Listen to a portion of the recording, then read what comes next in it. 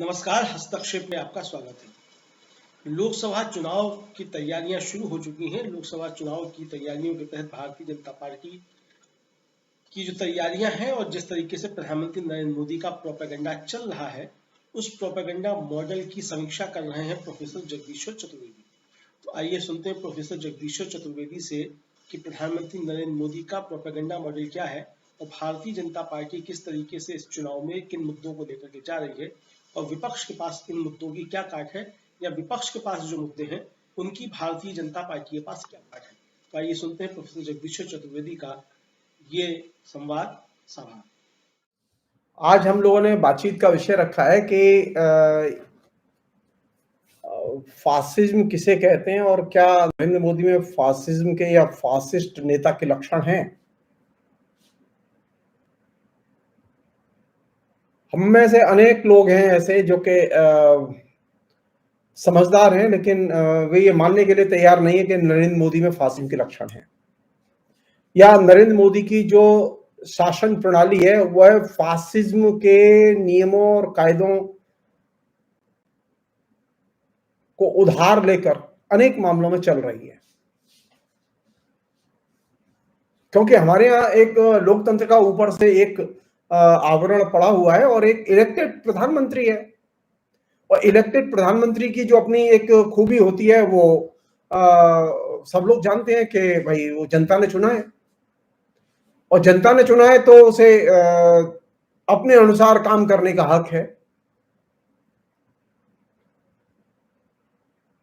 हम एक बात बहुत ही साफ तौर पर रेखांकित करना चाहते हैं कि जनता ने अगर किसी नेता को चुना है तो उसे जो संविधान में उल्लिखित जो कायदे हैं, नियम हैं, उनके अनुसार ही काम करने का हक है। मनमाने ढंग से काम करने का हक नहीं है। लेकिन कुछ चालाक और धूर्त नेता होते हैं, उसी संविधान के अंदर काम करते हुए वे चोर दरवाजे निकाल लेते हैं।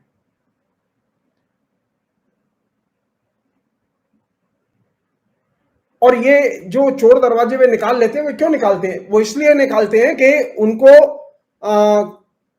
लोकतांत्रिक ढंग से काम करने की आदत नहीं होती। संयोग की बात है कि नरेंद्र मोदी में ये एक लक्षण है कि नरेंद्र मोदी को लोकतांत्रिक ढंग से काम करने की आदत नहीं है।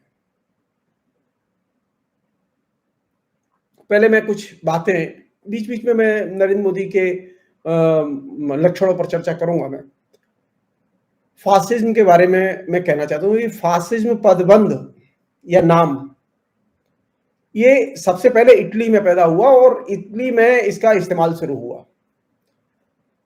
आमतौर पर फासिस्ट उसे कहते हैं जो कि काउंटर रेवोल्यूशनरीज थे, प्रतिक्रांतकारी थे, या ये कह सकते हैं कि फासिज्म की प्रवृत्तियां आज के दौर में उन लोगों में दिखाई देती हैं जो कि उदारवादी जो संसदीय प्रणाली है और उदारतावादी जो जीवन मूल्य हैं और राजनीतिक मूल्य हैं, इनका जो लोग विरोध करते हैं उन्हें हम लोग फासिस्ट कहते हैं। तो अनेक बार ये देखा गया है कि ऐसे नेता और ऐसी पार्टियां चुन के आ जाती हैं जो उदारतावादी संसदीय प्रणाली का, उदारतावाद से जुड़े हुए जीवन मूल्यों का वे विरोध करती हैं। उन लोगों को आज के दौर में नव्य फांसीवादी के तौर पर रेखांकित किया जाता है।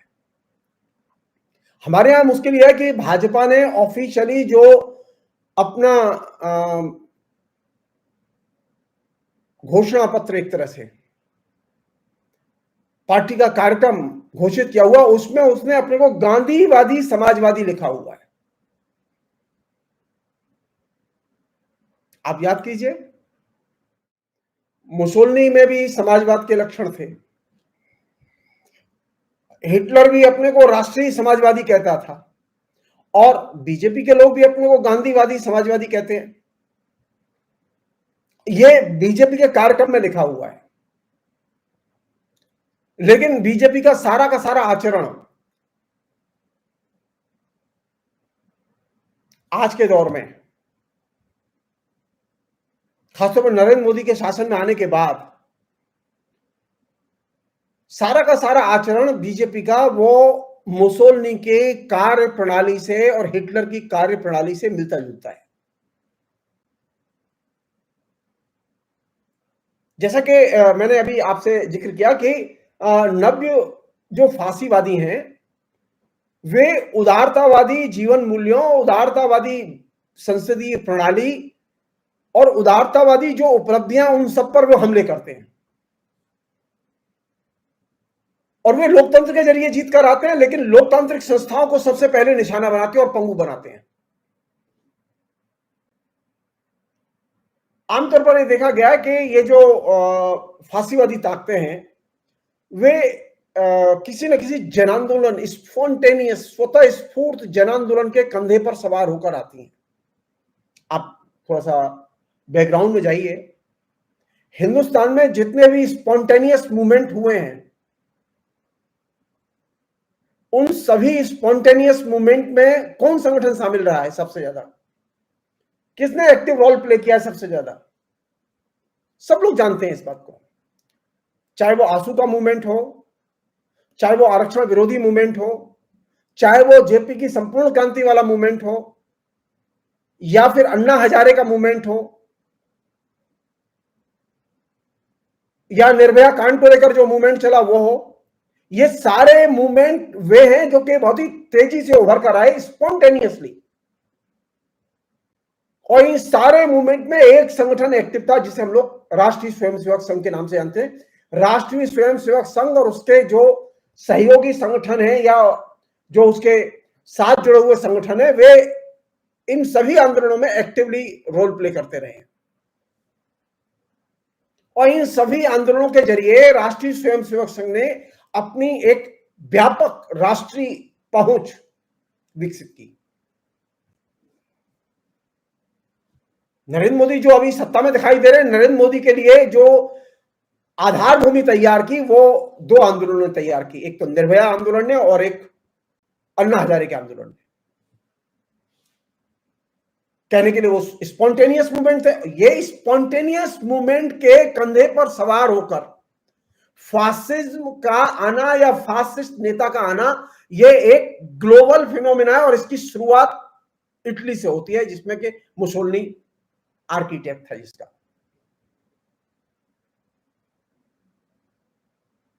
और ये जो जितने भी स्पॉन्टेनियस मूवमेंट दिखाई दे रहे हैं जिनका कि मैंने आपसे जिक्र किया, इन सभी स्पॉन्टेनियस मूवमेंट के लिए कारपोरेट घराने खुलकर पैसा देते रहे हैं।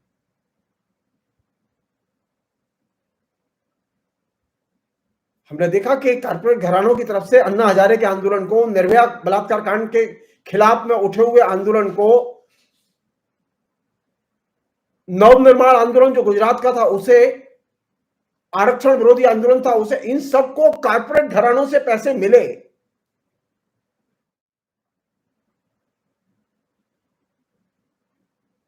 और इनसे कौन सी ताकतें लाभान्वित हुई? इन आंदोलनों से डेमोक्रेसी लाभान्वित नहीं हुई। उदारतावादी जीवन मूल्य और उदारतावादी संसदीय जनतंत्र इससे लाभान्वित नहीं हुआ, बल्कि इन सभी आंदोलनों से लाभान्वित हुए वे लोग जो कि उदारतावाद का विरोध करते थे। वे लोग लाभान्वित हुए जो संसदीय जनतंत्र का विरोध करते थे। और इनसे लाभान्वित हुआ कॉर्पोरेट जगत और उसने कॉर्पोरेट कल्चर और कॉर्पोरेट पॉलिटिक्स को सबसे ज्यादा मदद पहुंचाई। कहने के लिए नीचे हिंदुत्ववादी संगठनों का विकास हुआ, लेकिन एक्चुअल में जो राष्ट्रीय स्तर पर जो चीज तैयार हुई इसे हम लोग कहते हैं कॉर्पोरेट कल्चर, कॉर्पोरेट डेमोक्रेसी। और ये कॉर्पोरेट कल्चर और कॉर्पोरेट डेमोक्रेसी जिसमें कि अब हम लोग रह रहे हैं, जिसे हम लोग अब झेल रहे हैं, इन सभी स्वतः स्फूर्त आंदोलनों से जिनका कि मैंने अभी आपसे जिक्र किया, इन सभी स्वतः स्फूर्त आंदोलनों में आरएसएस और उसके जुड़े हुए संगठनों की, बीजेपी की भी इनमें सक्रिय भूमिका थी। इन सभी आंदोलनों से, स्वतः स्फूर्त आंदोलनों से मजदूर आंदोलन भी प्रभावित हुआ और मजदूर आंदोलन के अंदर दरार पैदा हुई।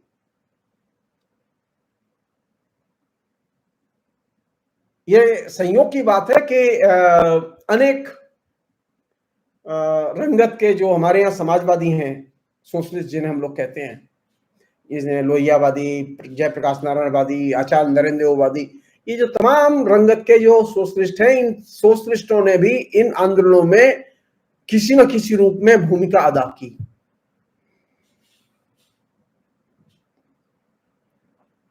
और ये कोई आश्चर्यजनक नहीं है। इटली में भी स्पॉन्टेनियस मूवमेंट हुए और स्पॉन्टेनियस मूवमेंट में सोशलिस्टों ने एक्टिव रोल प्ले किया। और मुसोलिनी तो खुद अपने को सोशलिस्ट कहता था, तो कोई आश्चर्य नहीं है कि तमाम सोशलिस्ट नेता इंक्लूडिंग नीतीश बाबू, उन्हें बीजेपी के साथ में और नरेंद्र मोदी के साथ में, नरेंद्र मोदी के तमाम किस्म के अधिनायकवादी राजनीति के साथ में उन्हें कोई शिकायत नहीं होती।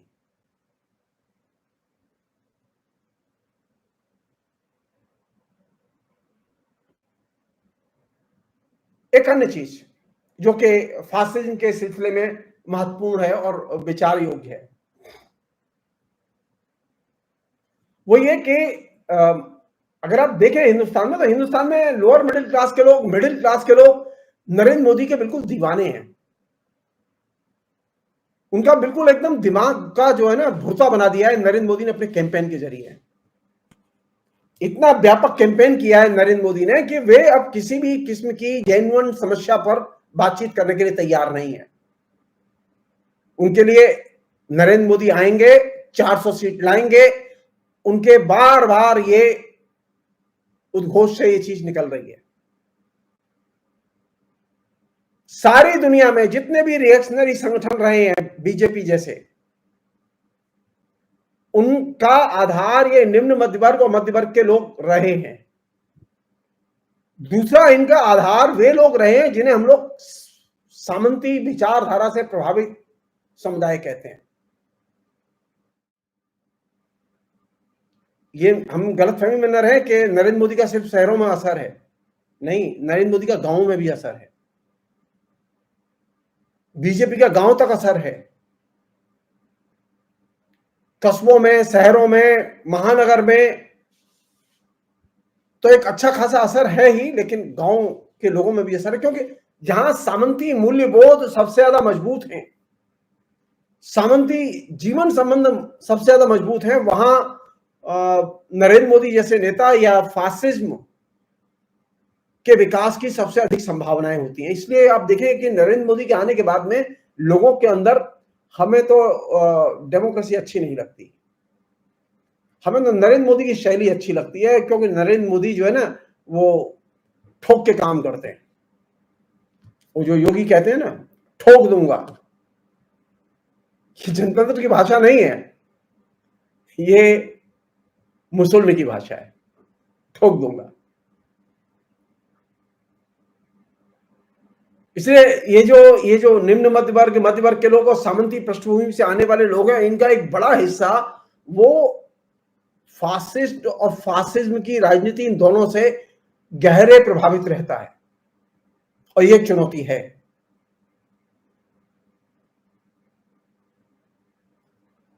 एक और चीज है जो कि बहुत ही साफ तौर पर विजिबल है और जिससे कायदे से दर्ज किया जाना चाहिए, वो ये कि हमारे यहाँ डेमोक्रेसी है। डेमोक्रेसी के कुछ परिभाषित कायदे हैं, नियम हैं, परंपराएं हैं, कन्वेंशन है। लेकिन जो फासिस्ट नेता होते हैं उन्हें ये डेमोक्रेसी के कन्वेंशन पसंद नहीं है, उन्हें डेमोक्रेटिक ढंग से काम करने की जो शैली है वो पसंद नहीं है। जितने भी फासिस्ट नेता रहे दुनिया के, मुसोलिनी से ये बात शुरू हुई और आज नरेंद्र मोदी तक पहुंच चुकी है, वो ये कि ये एक्स्ट्रा कॉन्स्टिट्यूशनल तरीके से और ब्यूरोक्रेटिक तरीके से ये नेता काम करते हैं।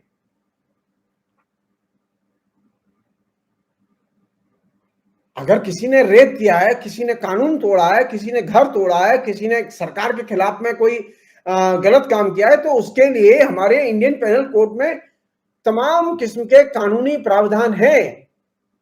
उनके तहत आप एफआईआर दर्ज करें, उनके खिलाफ मुकदमा दायर करें, उनकी जरूरी हो तो गिरफ्तारी करें, लेकिन सरकार ये सब नहीं करती। अब जब से नरेंद्र मोदी आए वे नहीं करते, वो सीधे बुलडोजर भेजो, बुलडोजर से घर गिरा दोगे, ये कहां लिखा हुआ है? कहीं कानून में नहीं लिखा हुआ। लेकिन कह रहे हैं ना, वो बार बार कह रहे हैं ना, देखा योगी का बुलडोजर। हम सिर्फ कहना चाहते हैं कि अगर योगी का बुलडोजर इतना ही महत्वपूर्ण है तो इसे आप इंडियन पेनल कोड में लिख दीजिए कि अगर किसी ने जेब काटी तो उसके घर पर बुलडोजर चला दिया जाएगा। आप लिखिए, क्यों नहीं लिखते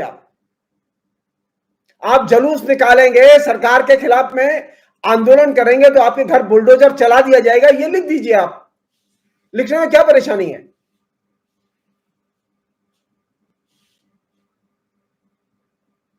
लेकिन वो कानून की किताब में नहीं लिखेंगे। वो करेंगे क्या कि ये एक्स्ट्रा कॉन्स्टिट्यूशनल आदेश के जरिए फोन पे आदेश देंगे, जाओ बुलडोजर लेके जाओ, घर गिरा दो। और ये जो पद्धति है, ये पद्धति अपने आप में बहुत ही दुखदाई पद्धति है। इसने बड़ी क्षति की है। इसमें पहली जो चुनौती है वो ये कि अगर हम सामान्य तौर पर हम सोचें और काम करें, तो सामान्य तौर पर हमारे सोचने और काम करने की जो सबसे बड़ी चुनौती है वो ये है कि हम कानून के अनुसार काम करें अगर हम इलेक्टेड नेता हैं तो। लेकिन हम इलेक्टेड नेता के नाते हम काम नहीं करते। हम काम करते हैं कैसे? हम काम करते हैं एक्स्ट्रा कॉन्स्टिट्यूशनल अधिकारों के जरिए, ब्यूरोक्रेटिक नौकरशाही भाव के जरिए। हमें सामान्य जो प्रशासनिक इकाई है उनके जरिए हमें काम करने की आदत नहीं है। जो फासिज्म की जो विशेषता है कि वह सामान्य जो संगठन होते हैं, सामान्य जो संरचनाएं हैं, उनके जरिए काम नहीं करते। मसलन हमारे यहां तमाम किस्म की लॉ एंड ऑर्डर की प्रॉब्लम को डील करने के लिए पुलिस है।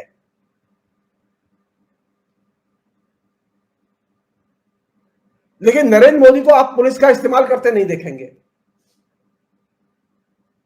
नरेंद्र मोदी ने अपने लिए एक एक्स्ट्रा कॉन्स्टिट्यूशनल अथॉरिटीज के तौर पर ईडी को डेवलप कर लिया है, एनआईए को डेवलप कर लिया है, सीबीआई को डेवलप कर लिया। ये सामान्य कानून और व्यवस्था को लागू करने वाली एजेंसियां नहीं है, लेकिन इनको डेवलप कर लिया और इनके जरिए वो किसी के साथ में भी कुछ भी करने के लिए तैयार रहते हैं जो कानून में कहीं लिखा हुआ नहीं है। अब ये हाल ही में एक व्यक्ति की, जिसका नाम प्रवीण पुरकायस्थ है, जो कि न्यूज क्लिक के फाउंडर एडिटर हैं, उनकी सुप्रीम कोर्ट ने जमानत देकर रिहाई की। और जमानत देकर जो बात कही वो बहुत महत्वपूर्ण बात कही। उससे पता चलता है, अब आप सोचिए कि एक आदमी को आपने बंद कर लिया और 8 महीने तक बंद रखा आपने, मालूम पड़ा कि वो गलत तरीके से बंद कर दिया गया और यह चीज पता करने के लिए सुप्रीम कोर्ट तक जाना पड़ा। सरकार जानती है कि वो गलत कर रही है। तो फासिज्म की कार्य प्रणाली का एक बहुत महत्वपूर्ण एलिमेंट है कि वो विशिष्ट कानून, विशिष्ट एजेंसियां और या विशिष्ट प्रशासनिक इकाइयां, इनका गठन करती है और जनता के अधिकारों का दमन करती है। और एक बहुत ही परमानेंट दुरुपयोग जिस कानून का हो रहा है वो है यूएपीए। परमानेंट जिन संस्थाओं का दुरुपयोग हो रहा है उनमें ईडी और सीबीआई सबसे ऊपर है, जबकि सामान्य तौर पर पुलिस या एक्स्ट्रा सिचुएशंस में सेना, इन दो की मदद की व्यवस्था है हमारे यहां। लेकिन नरेंद्र मोदी को इन दो की मदद की जरूरत नहीं होती, उन्हें ईडी और सीबीआई और दूसरी संस्थाओं की जरूरत होती है जिसके जरिए वे अपनी मनमानी कर सके। कहने का मतलब यह कि जो फासिस्ट नेता होते हैं वे सामान्य जो संस्थाएं हैं, पुलिस, सेना वगैरह, इनके जरिए वे शासन करने में सक्षम नहीं होते। सारी दुनिया में वे असफल रहे हैं। एक और चीज है जो कि बहुत ही कॉमन चीज है और वो नरेंद्र मोदी में भी है, वो ये कि दुनिया के जो बड़े फासिस्ट नेता रहे, मुसोलिनी हो या हिटलर हो, इन लोगों ने बड़े पैमाने पर जनता में युद्धोन्माद पैदा किया। नरेंद्र मोदी की मुश्किल यह है कि वो युद्ध तो कर नहीं सकते किसी से, उनकी क्षमता नहीं है किसी से लड़ने की। हाँ, वो एक काम कर सकते हैं, उन्माद पैदा कर सकते हैं। वो बाकी जो काम है वो कर सकते हैं जो फासिस्ट नेताओं ने किए। जैसे फासिस्ट नेताओं ने नस्ली नफरत पैदा की, देश पे विभाजन किया, फेक न्यूज और फेक कैंपेन किया और फेक डेमोक्रेसी का निर्माण किया। ये सारे के सारे काम विरासत में मिले हैं उन्हें मुसोलिनी और हिटलर से।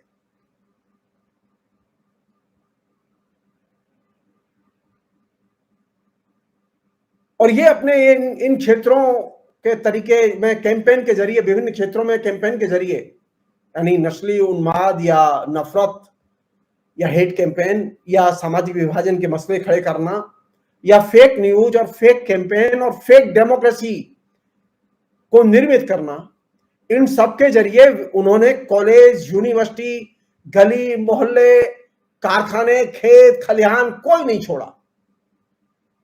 इन सब इलाकों में उन्होंने जनता को गोलबंद किया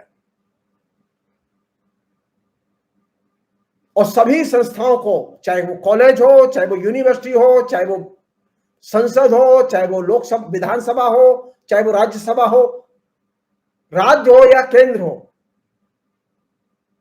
सबको एक ही निर्देश है कि एक नेता, नरेंद्र मोदी जो कहे उसे मानो और उसे लागू करो। हमारे यहां चूंकि फेडरल स्ट्रक्चर है तो अब नरेंद्र मोदी करते क्या है कि वो राज्य के अधिकारों की और राज्य के क्षेत्र की और राज्य की अवहेलना करते हैं। अनेक बार राज्य पर सीधे हमले बोलते हैं। मसलन ये राज्य के अधिकारों पर हमले बोलना है कि आप बिना राज्य की परमिशन के कहीं पर भी सीबीआई को भेज देते हैं। कायदे से राज्य की परमिशन लेकर ही सीबीआई को भेजा जाना चाहिए, लेकिन केंद्र लगातार ये हरकतें करता रहा और इसने इन हरकतों के जरिए उसने संविधान में जो व्यवस्था है उसका उल्लंघन किया है और उसने नागरिकों के जो संवैधानिक अधिकार हैं, संस्थानों के जो संवैधानिक अधिकार हैं, राज्यों के जो संवैधानिक अधिकार हैं, उनका उल्लंघन किया है। और इस सबके जरिए जो महान कार्य किया है नरेंद्र मोदी ने, जो कि ये सारे के सारे जो लक्षण है वो फासिज्म के लक्षण माने जाते हैं, वो ये कि जनता में भय और असुरक्षा का माहौल पैदा किया है। और जनता में भय और असुरक्षा का माहौल पैदा करके अपनी एक ताकतवर नेता की इमेज बनाई। अब कल परसों दिल्ली में बोल रहे थे नरेंद्र मोदी, देखा जो भ्रष्टाचार वाले लोग हैं वो जेल जा रहे हैं, जेल जा नहीं रहे हैं, कानून का दुरुपयोग करके आप उनको जेलों में बंद कर रहे हैं। किसी भी नेता ने करप्शन के चार्ज किसी पर सिद्ध नहीं हुए, सिर्फ आपके पकाए हुए झूठे चार्ज हैं। अरविंद केजरीवाल के घर में एक फूटी कौड़ी नहीं मिली आपको, किसी भी आम आदमी पार्टी के नेता के घर आपको एक फूटी कौड़ी नहीं मिली, लेकिन आपने एक मुख्यमंत्री को झूठे आरोप लगाकर बंद कर दिया। ये जो चीज है ये अपने आप में बहुत ही खतरनाक चीज है।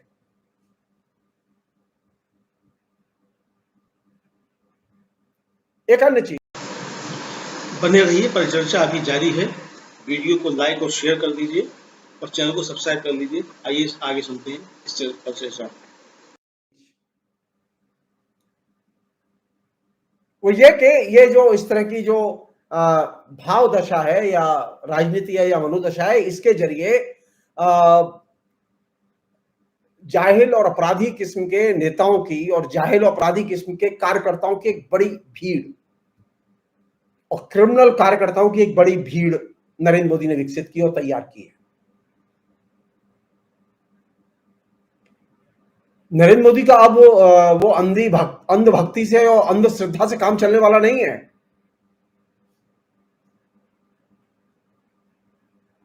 अगर लोगों को लगता हो कि काम चलने वाला होता तो आरएसएस के लोग घर में नहीं बैठते। नरेंद्र मोदी अंधभक्ति और अंधश्रद्धा इनसे आगे जा चुके हैं। कौन सी चीज है जो उन्होंने पैदा की है, जो हर फासिस्ट नेता ने अपने देश में पैदा की है? चाहे वो मुसोलिनी हो, चाहे वो हिटलर हो, चाहे वो फ्रैंको हो, चाहे वो तोजो हो, किसी को भी आप उठा के देखिए। फासिज्म की बुनियादी विशेषता है जनता में दरिद्रता, भय और हिंसा। ये तीन चीज पैदा करो।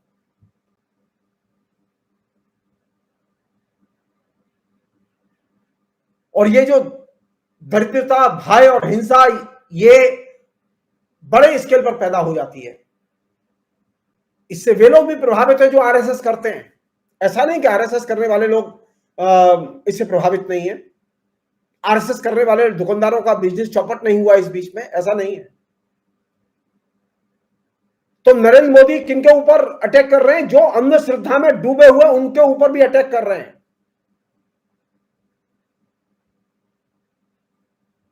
आरएसएस के लोग इस बात को समझ रहे हैं, कायदे से उन्हें इसका प्रतिवाद करना चाहिए, खुल के सामने आना चाहिए।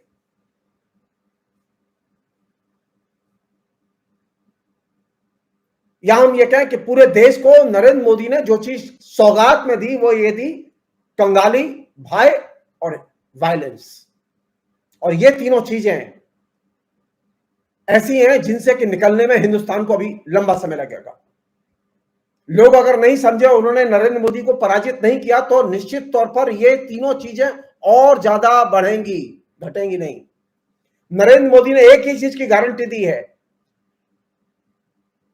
भयानक कंगाली, भय और वायलेंस। ये तीन चीज की गारंटी है नरेंद्र मोदी ने 10 साल में विकसित की आपके जीवन में। और ये तीनों चीजें उसने विरासत में ली है मुसोलिनी से। जो लोग कह रहे हैं ना कि हमें तो नरेंद्र मोदी चाहिए, उनसे पूछो, वो मिडिल क्लास के, लोअर मिडिल क्लास के लोग, उनसे पूछो कि तुम्हारा बैंक में जमा धन नरेंद्र मोदी के 10 साल के शासन में कम हुआ है या बढ़ा है? बड़ी संख्या में लोग अपने जमा पूंजी को खर्च करते रहे और अपना जीवन यापन करते रहे। तकरीबन 90,000 से अधिक लोग हर साल भारत छोड़कर बाहर जा रहे हैं। हिंदुस्तान रहने लायक नहीं रह गया उनके लिए। कौन लोग हैं ये? मिडिल क्लास के लोग हैं। खुशहाल मध्य वर्ग और निम्न मध्य वर्ग में पामाली बढ़ी है। मध्यवर्गीय लोग और प्रत्येक परिवार आज कर्ज में डूबा हुआ है। इतना कर्ज है कि इतना कर्ज पिछले 75 साल में कभी नहीं हुआ। यानी सामान्य मध्यवर्ग के, निम्न मध्यवर्ग के परिवारों की आर्थिक अवस्था को ध्वस्त कर दिया गया है। ये वे लोग हैं जो कि मोदी के अंधभक्त हैं। तो फासिज्म का एक ही संदेश है कि आप इसे अंधश्रद्धा और अंधभक्ति के जरिए रोक नहीं सकते। आप जितना भी फासिज्म के प्रति, नरेंद्र मोदी के प्रति आप अंधश्रद्धा और भक्ति का प्रदर्शन करेंगे, आपको बदले में कंगाली मिलेगी, भय मिलेगा और वायलेंस मिलेगा। और आपकी परिवार की, देश की, राज्य की, शहर की अर्थव्यवस्था खस्ता होती जाएगी। और जनता को भ्रमित करने के लिए, सच्चाई उसकी आंख से ओझल करने के लिए फेक न्यूज, फेक कैंपेन और फेक भाषण, जो कि नरेंद्र मोदी के आजकल इलेक्शन में हो रहे हैं, सारे फेक भाषण।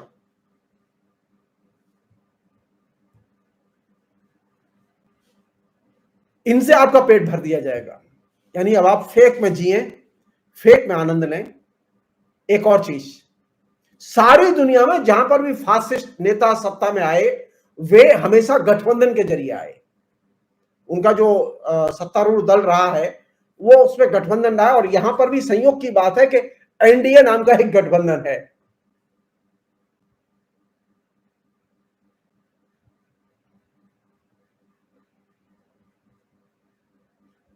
कहने के लिए गठबंधन है, लेकिन गठबंधन के अंदर कोई साझा कोई पॉलिसी को लेके कोई बातचीत नहीं है। एक ही नेता की इशारे पर सारे फैसले होते हैं।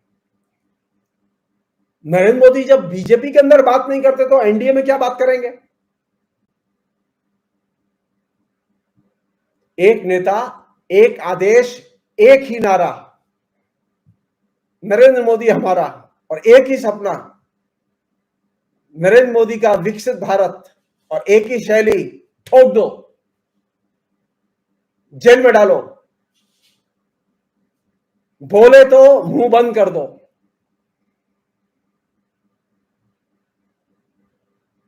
और जो आदेश ऊपर से दिया जाए, पीएमओ से दिया जाए, उस आदेश का नीचे तक पालन करो। उस पर कोई सोच विचार, वाद विवाद, संवाद नहीं होगा, न पार्टी के अंदर, न पार्टी के बाहर, न गठबंधन के अंदर, न गठबंधन के बाहर। कोई किसी भी किस्म का वैचारिक आदान प्रदान और मूल्यांकन संभव नहीं है। और जनता के असंतोष का फायदा उठाओ। जनता के असंतोष का फायदा उठाने के लिए ही नरेंद्र मोदी आए थे और उन्होंने नारा दिया था। जनता निश्चित तौर पर परेशान थी उस समय मनमोहन सिंह की पॉलिसी से। जनता समझ नहीं पाई। हमेशा फासिस्ट नेताओं ने असंतोष का फायदा उठाया है और अपनी गोटी हरी की है।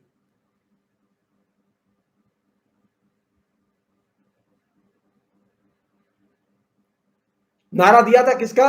सबका साथ, सबका विकास। अब परिणाम क्या निकला? सबको कंगाली और सबका विनाश। तो एक नई चीज जो हमारे बीच में आई है, जिससे कि निपटने की जरूरत है, वो ये कि पूरी पूरी ब्यूरोक्रेसी वो अब नियम से काम नहीं कर रही, बल्कि वो पीएमओ के आदेश पर काम कर रही है। स्कूल, कॉलेज, वैज्ञानिक संगठन, पुलिस, पीएसी, बीएसएफ, सारी संस्थाएं, प्रशासन चलाने का पूरा पैटर्न अब इस बात से तय होता है कि नरेंद्र मोदी क्या सोच रहे हैं, उनका क्या आदेश है। ये जो एक नेता क्या सोच रहा है, उसका क्या आदेश है, ये जो ब्यूरोक्रेटिक तरीका है, इस तरीके से शासन चलाने की पद्धति सबसे पहले मुसोलिनी ने विकसित की, जिसकी हूबहू नकल नरेंद्र मोदी ने पिछले 10 साल में यहां की है। जो लोग सोच रहे हैं कि चुनाव में नरेंद्र मोदी को हरा देंगे, हार जाए तो बहुत अच्छा है, वो इतने आसानी से हारने वाले नहीं है। यहां एक उम्मीद है कि यहां थोड़ा सा अभी न्यायपालिका का एक हिस्सा वो थोड़ा सा जागरूक है। बाकी तो 72 हिस्से को उन्होंने पहले से ही प्रदूषित कर दिया है। जनता अगर गोलबंद नहीं होती है और जनता एसर्ट नहीं करती है,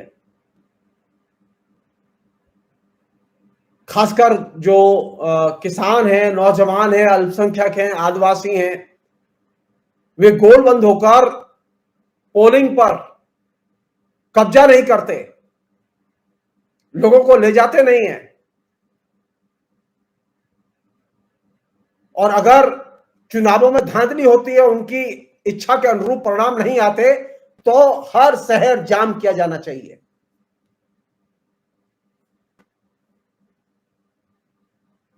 क्योंकि यह तय है कि ये चुनाव जो है फासिज्म को परास्त करने के लिए हो रहे हैं। नरेंद्र मोदी कह रहे हैं ना कि हम संविधान से हाथ नहीं लगाएंगे, अमित शाह कह रहे हैं हम हाथ नहीं लगाएंगे, नड्डा कह रहे हैं हम हाथ नहीं लगाएंगे, ये झूठ बोल रहे हैं।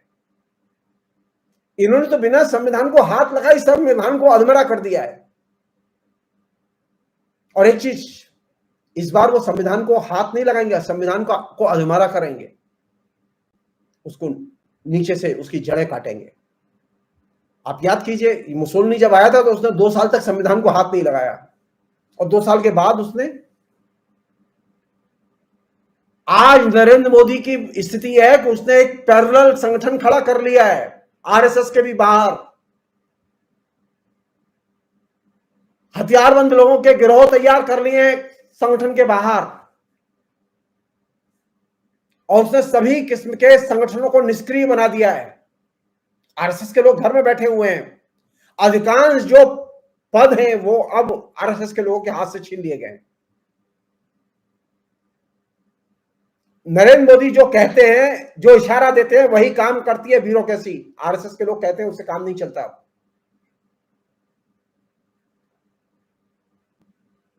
तो खतरा बहुत गंभीर है। नरेंद्र मोदी में मुसोलिनी की कार्यशैली के सारे लक्षण आप सहज ही देख सकते हैं। एक ही नेता, एक ही नारा, एक ही लक्ष्य, और सबको एक जैसा सोचने के लिए मजबूर करना, ये फासिज्म का बहुत ही सुप्रसिद्ध पैटर्न है जिसमें हिंदुस्तान को नरेंद्र मोदी ले गए हैं। आप सबकी जिम्मेदारी बनती है कि इससे देश को निकालें। फिलहाल इतना ही। आशा है ये कार्यक्रम आपको पसंद आया होगा। इस वीडियो को ज्यादा से ज्यादा शेयर करें, लाइक करें और कमेंट करके बताएं आपकी राय क्या है। और अगर आपने हमारा YouTube चैनल तक सब्सक्राइब नहीं किया है तो तुरंत इसको सब्सक्राइब कर लीजिए और बेल आइकन भी दबा दीजिएगा ताकि अगली जब वीडियो अपलोड हो तो आपके पास इसका नोटिफिकेशन पहुंच सके। और अगर आपने हमारा फेसबुक पेज फॉलो नहीं किया है, फेसबुक पेज को भी फॉलो करें। धन्यवाद।